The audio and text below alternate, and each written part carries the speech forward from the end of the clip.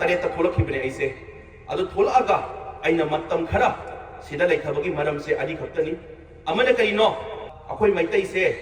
mot ya manade punjin na bayaude na hai taseng na haija ge ai mo kayom haibada akhoi maitai mot manabas ani sude yam managrab zani ko akhoi maitai yam phagrab zani maitai yam mot managrab zani kasu nate akhoi punda bagi mina mot manada mo ning bane baseng na har punjan na de akhoi se pundra banina wakhalon tonga na bo hening ba akhoi gi di punba taining si phang phang da ba hai tar aduna kedawe nasana khanjeye sida hek tholakpa matamda yarige punjan naraga ima sing leibiri ba athobi sing leibiri ba pawong sing leibiri ba mayam se nachaga pullaga amtang punjan na ba hona jage ko haibe wakhalon su leija bane se ani subada aina sida lai khari bagi maramdi numit khar ngai jaba jaga ai di journey yang wali chatto mayam wali adu aina sida khar leijari ba maram sidi kari no haibe matamda aina state ki oiba pdf su khar khangning ba ai numit khar ngai jari ai hek tholapai maram do mayam khangbi ram bayai ai defense minister unajare anirak aduda copy muthatpagi tasena makoina order pikre na hai order pikre hare ka su defense ministry hai se mayam su khangbi ram gani hekta indian air force paisal aga hekta copy muthat pa yaba natte manipur state government gi ayaba yaudana narcotics control bureau gi ayaba yaudana moi lega paisal pa yawe ba pakistan gu mo odam tari lan odam tari paisal pa yaye adubu masagi country gi state amoi banina state home department gi permission yaudana paisal pa yate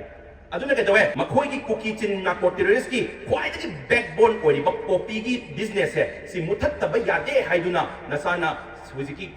central government gi phirep amti khanga banina komai state government gi phirep se kai lady ge haibe khanga lakcha bane sida hek tholapan numitu da honorable chief minister chu unajai unabata matam khara ai mana survey mami khara pale aduna komai tawge haidada mana survey amani tawri sibo kadi ngai bigo november tai du oido mali aduga mahesh anyhow tawraga ai muthatpagi hanagi war on drugs ki popi gi muthatpagi thabak sumana tawlai banina anyhow tawraga ai muthatsage habi numit khara ai akoi committee chapula pulak committee wena chatpani sida kai dawe aina numit khara oi paung laksani se mahesh wona teko public ki voice ni aduna anyhow paung na lori matam da lobi ro akoi numit khara ngai ba se ngai rasi okay aduga anyhow poppy plantation tawri base muthat taba anyhow yadi haibagi damakta ai manipur hu jibul leijabane numit khara ngai bo oina aduna sin kuki narco terrorist amusu illegal immigrants akoi gi ekna pori se si maru phumna muthat laba matungda akoi gi lairi ba akoi maitai bu namdhan na tawri ek myam se anyhow koi na reform tawda ba yadi mo ai wada si party se phai na traga si party se phatte si sindo ha sin na traga si pham sindo si phando akoi kem yauge akoi gi kai no irei cha izati ipuru ki manipur gi nusina ba tawra ba adu ai gi maruk ni adu kai na ba tawra ba du yek na ba ni lores do wa sin ya ma su yek na bo ne na sa no wangang da na ban adu kai do we ama khati lai ko phanyam ayet pa se lak na bo na gi ba ingon da adu kai do we aroi ba matam da mamai le ke tum sakhi ba adu mama me ang gi mongol du no oi ne si seng na har ba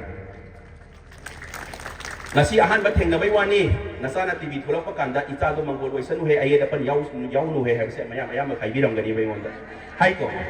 aduna adugi mangol do oi tai ai wonda ayet pa mayam dai gi hotna ba do mamai le dum sakhi hai ta seng na haraba adu mama singi mangol le ngai ma sala kana ayet pa pidoi no aduna ta seng adugi mai kelom chansan jabane aduna apun bagi pangasi amtang utsi har gadi mayam di haye modi wangang de hai ba amtang yeng sine ma ruling party ki yetna bam mayam lai myam se rastiti wala myam se loi punsan biro opposition ki kangko myam se loi punsan biro CSO kangko myam se loi punsan biro ima iben myam se loi punsan minarasi naha myam se loi punsan minarasi aduga memorandum do manada bida macet pibe muta ama thapone puse nongala ga modi wangang prangang ta ba yeng se beseng ara aduna akoi apun bagi oi strength am upa mathau tai ma seng na harabta akoi na pami se karino ai delhi da tha taru kai rui lainur ka na mani ai yum se thong rola maka laina thamame ba thola pa ka da kai dowe yum do thong hang do pa ka da loina phibam cha da bida yum do ai gi phabum do ising dong na ising jangsen bagi phibum charam dre sofa su phangas loi ka le rame phibum man charam di hai tare adu kari gi don ta hai bi ro ane yum do yengsen da bagi natro mayam chu mi ko aduna isagi yum se phajana yengsen ba mathau tai isagi malai ba se phajana yengsen ba mathau tai asu yengsen lo tra ka di minute chance lo ka pura phangas ka halaga mangan gani ha se e khanbi o mayam na mama hoi chi hoi tai mayam da lep ta pawung sin le bi mayam lep ta mangoi bi yo na sa lep tan san jara ke ha se mayam da jari akoi right ko ngangom dra ga di hujik ngangom dra ga di kan ngang doi no isa isu lai ai isa no pm su lai chahi manga su do re man hayeng wai ꯆꯥꯎꯔꯀꯥꯟꯗ ꯒ꯭ꯌꯥꯟ ꯇꯥꯔꯛꯑꯀꯥꯟꯗ ꯑꯩꯈꯣꯏꯒꯤ ꯃꯅꯤꯄꯨꯔ ꯐꯨꯔꯨꯞꯁꯤꯅ ꯍꯌꯦꯡ ꯐꯤꯕꯝ ꯑꯃ ꯇꯥꯗꯀꯥꯟꯗ ꯃꯣꯏ ꯃꯥꯅ ꯑꯩꯉꯣꯟꯗ ꯕꯕꯥ ꯅꯪꯁꯨ ꯁꯣꯁꯤꯌꯦꯜ ꯋꯥꯀꯔ ꯑꯣꯏꯔꯝꯃꯦ ꯍꯥꯏ ꯅꯪ ꯈꯤꯇꯪꯗꯤ ꯐꯥꯏꯠ ꯇꯧꯔꯝꯃꯨ ꯌꯥꯗ꯭ꯔꯥꯅ ꯑꯩꯉꯣꯟꯗ ꯍꯟꯖꯤꯜꯂꯛꯑꯒꯗꯤ ꯑꯩꯅ ꯄꯥꯎꯈꯨꯝꯗꯨ ꯀꯩꯅ ꯄꯤꯗꯣꯔꯤꯒꯦꯕ ꯃꯣꯏ ꯁꯦꯡꯅ ꯍꯥꯏꯔꯒ ꯂꯩꯃꯤꯟꯅꯁꯤ ꯀꯩꯝ ꯀꯥꯏꯗꯦ ꯑꯗꯨ ꯑꯩꯒꯤ ꯌꯨꯝꯁꯦ ꯑꯩꯒꯤ ꯌꯨꯝꯅꯤ ꯍꯥꯏꯕ ꯃꯊꯧ ꯇꯥꯔꯦ ꯍꯧꯖꯤꯛꯇꯤ ꯁꯤ ꯑꯩꯒꯤ ꯔꯥꯏꯠꯅꯤ ꯁꯤ ꯑꯦꯛꯁꯔꯁꯥꯏꯁ ꯇꯧꯁꯤ ꯍꯥꯏꯕꯁꯦ ꯃꯊꯧ ꯇꯥꯔꯦ ꯁꯤꯒꯤ ꯑꯦꯛꯁꯤꯅ ꯑꯩꯈꯣꯏꯒꯤ ꯐꯨꯔꯨꯞꯇ ꯀꯥꯏꯍꯟꯗꯧꯕ ꯑꯣꯏꯇꯥꯔꯒꯗꯤ ꯁꯤꯒꯤ ꯑꯦꯛꯁꯦ ꯁꯦꯝꯗꯣꯛꯁꯤ ꯍꯥꯏꯕꯁꯦ ꯃꯊꯧ ꯇꯥꯏꯌꯦꯕ ꯍꯧꯖꯤꯛꯇꯤ ꯀꯨꯀꯤꯒꯤ MNA 10ꯁꯤꯗ ꯁꯦꯄꯔꯦꯠ ꯑꯦꯗꯃꯤꯅꯤꯁꯇ꯭ꯔꯦꯁꯟ ꯇꯥꯜꯂꯦ ꯃꯅꯤꯄꯨꯔ ꯊꯨꯒꯥꯏꯅꯕ ꯇꯧꯔꯦ ꯍꯧꯖꯤꯛꯐꯥꯎ ꯑꯦꯛꯁꯟ ꯑꯝꯇ ꯂꯧꯗꯦꯕ ꯅꯦꯝꯆꯥꯛꯀꯤ ꯖꯦꯟ ꯀꯅꯥꯅꯣ ꯃꯁꯥ ꯃꯤꯅꯤꯁꯇꯔ ꯑꯃ ꯑꯣꯏꯔꯤ ꯅꯠꯇ꯭ꯔꯣ ꯃꯥ ꯀꯨꯀꯤꯗꯒꯤ ꯖꯒꯥꯗ ꯀꯥꯡꯄꯣꯛꯄꯤꯗꯪ ꯃꯥꯅ ꯃꯤꯅꯤꯁꯇꯔ ꯑꯣꯏꯁꯦ ꯍꯣꯜ ꯃꯅꯤꯄꯨꯔꯗꯅꯤ ꯃꯥꯅ ꯑꯣꯏꯔꯤꯁꯦ ꯃꯥ ꯀꯦꯕꯤꯅꯦꯠ ꯃꯤꯇꯤꯡ ꯌꯥꯝꯅ ꯌꯥꯎꯗ꯭ꯔꯕꯅꯦꯕ ꯍꯣꯏ ꯃꯥꯅ MNA ꯇꯥꯟꯊꯣꯛꯄ ꯇꯥꯟꯊꯣꯛꯇꯕꯗꯨꯝ ꯇꯣꯉꯥꯟꯕ ꯑꯣꯏꯈ꯭ꯔꯦ ꯕꯠ ꯃꯥ ꯃꯤꯅꯤꯁꯇꯔ ꯐꯝꯗꯒꯤ ꯂꯧꯊꯣꯛꯀꯗꯕꯅꯤ ꯍꯥꯏꯕ ꯑꯃ